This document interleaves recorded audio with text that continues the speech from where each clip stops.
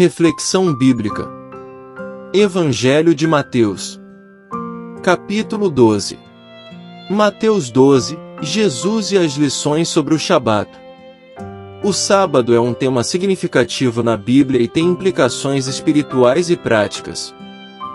Vamos explorar algumas razões pelas quais o sábado é importante, de acordo com as Escrituras. 1. Lembrança da criação. Deus estabeleceu o sábado como um memorial da criação. No livro de Gênesis, após criar o mundo em 6 dias, ele descansou no 7º dia e o santificou. Gênesis 2 versos 1 ao 3. Guardar o sábado nos lembra de que Deus é o Criador e que fomos criados à sua imagem e semelhança. 2. Liberdade e redenção. O sábado também está ligado à libertação do povo de Israel do Egito. Deus os tirou com mão poderosa e braço estendido. Deuteronômio 5 verso 15. Assim como Deus os libertou fisicamente, Ele também nos liberta espiritualmente do pecado por meio de Jesus Cristo. 3. Manifestação do poder redentor. Durante o ministério de Jesus, cada cura e ministração de sua palavra era uma manifestação do seu poder redentor. O sábado é um dia especial de cura e libertação. Lucas 13 versos 10 ao 17. 4. Permanência do sábado. O quarto mandamento é o único que inclui uma explicação para sua observância, pois em 6 dias o Senhor fez os céus e a terra, o mar e tudo o que neles existe, mas no 7º dia descansou. Portanto, o Senhor abençoou o 7º dia e o santificou. Êxodo 20 verso 11. Diferentemente dos sábados cerimoniais, o sábado do 7º dia é de natureza permanente e não uma sombra das coisas futuras.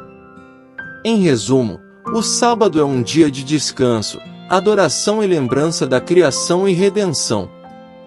Contexto histórico.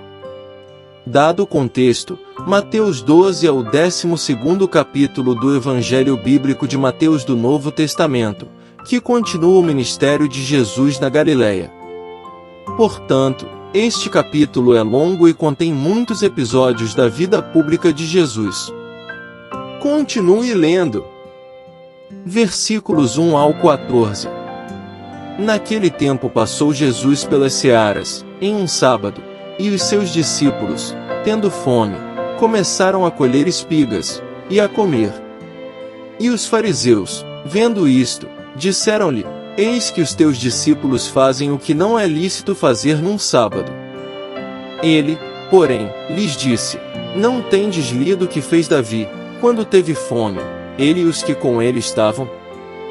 Como entrou na casa de Deus, e comeu os pães da proposição, que não lhe era lícito comer, nem aos que com ele estavam, mas só aos sacerdotes. Ou não tendes lido na lei que, aos sábados, os sacerdotes no templo violam o sábado, e ficam sem culpa? Pois eu vos digo que está aqui quem é maior do que o templo. Mas, se vós soubesseis o que significa, misericórdia quero, e não sacrifício, não condenaríeis os inocentes. Porque o Filho do Homem até do sábado é Senhor. E, partindo dali, chegou à sinagoga deles. E estava ali um homem que tinha uma das mãos mirrada, e eles, para o acusarem, o interrogaram, dizendo: É lícito curar nos sábados? E ele lhes disse: Qual dentre vós será o homem que, tendo uma ovelha, se num sábado ela cair numa cova, não lançará a mão dela, e a levantará? Pois, quanto mais vale um homem do que uma ovelha? É, por consequência, lícito fazer bem nos sábados. Então disse aquele homem: Estende a tua mão. E ele a estendeu, e ficou sã como a outra. E os fariseus, tendo saído, formaram conselho contra ele, para o matarem. Versículos 1 e 2. Jesus caminha pelo campo. O trabalho era proibido no Shabat. Alguns rabinos do primeiro século dividiram o trabalho em 39 categorias, cada uma delas tendo muitas subcategorias. 3 categorias proibidas eram colher, debulhar e joeirar.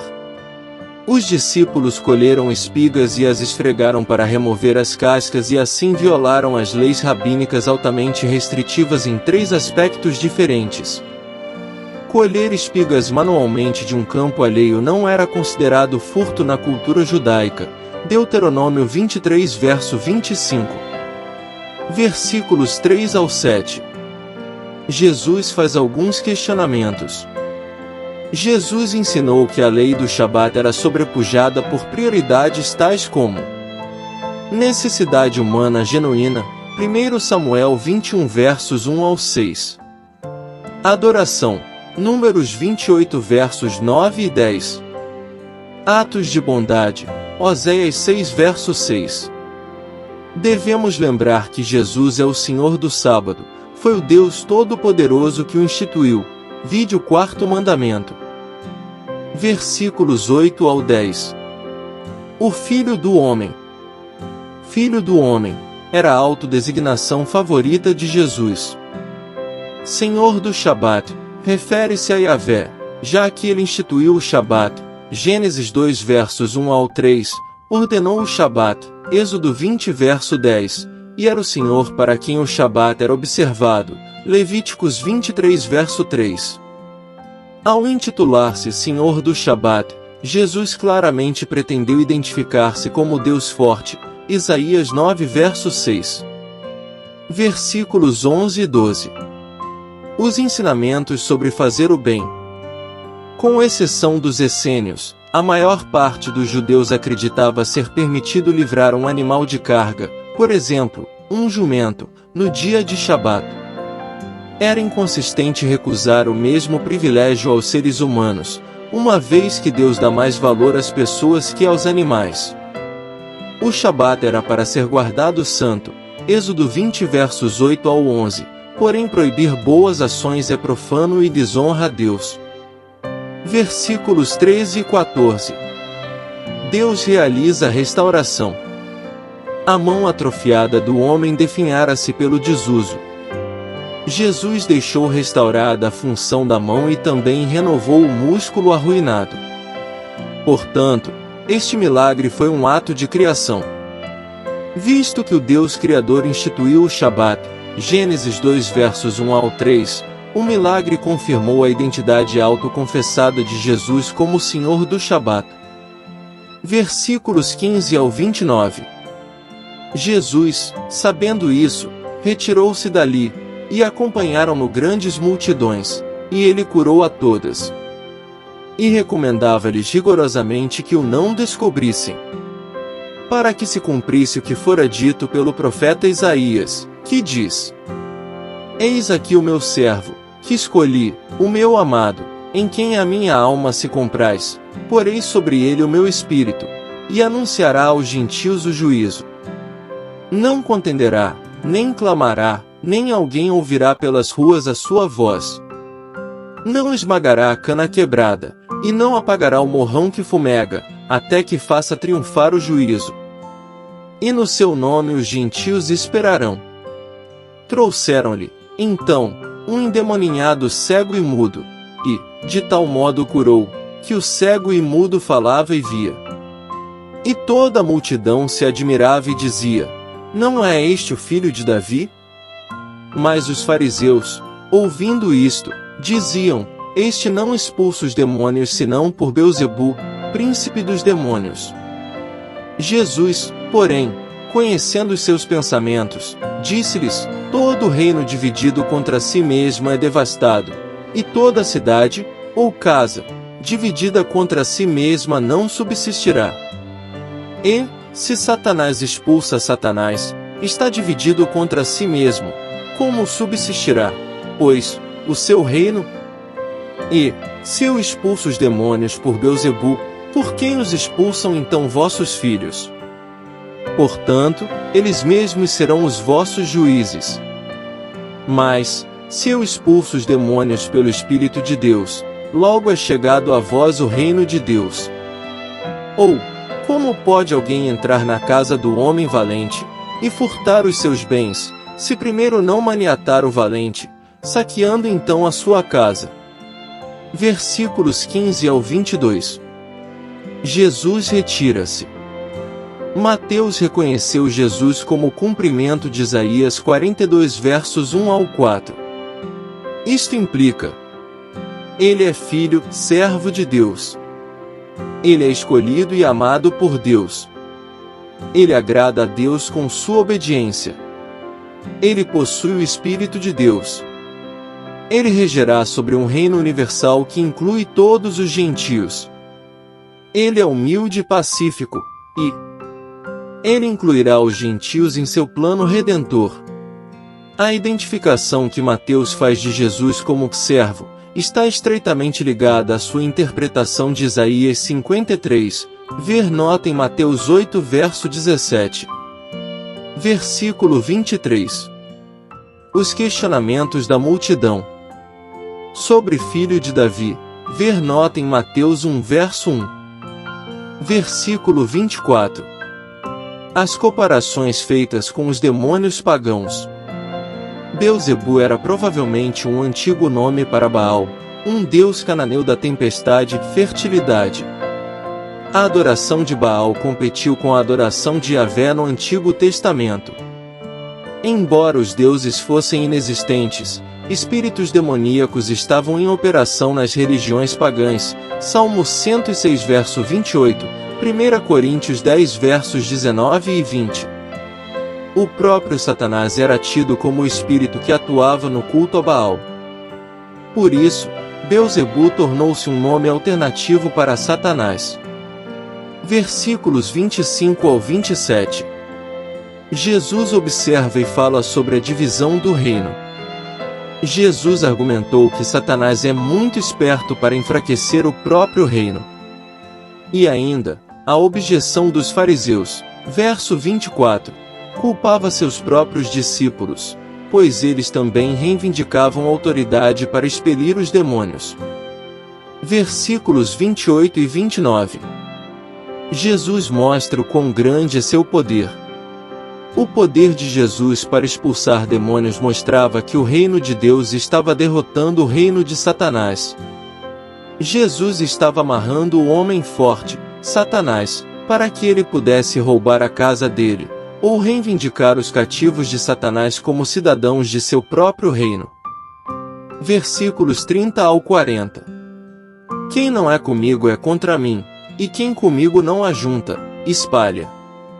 Portanto, eu vos digo, todo pecado e blasfêmia se perdoará aos homens, mas a blasfêmia contra o Espírito Santo não será perdoada aos homens. E, se qualquer disser alguma palavra contra o Filho do Homem, ser-lhe-á perdoado, mas, se alguém falar contra o Espírito Santo, não lhe será perdoado, nem neste século nem no futuro. Ou fazei a árvore boa, e o seu fruto bom, ou fazei a árvore má, e o seu fruto mau, porque pelo fruto se conhece a árvore. Raça de víboras, como podeis vós dizer boas coisas, sendo maus?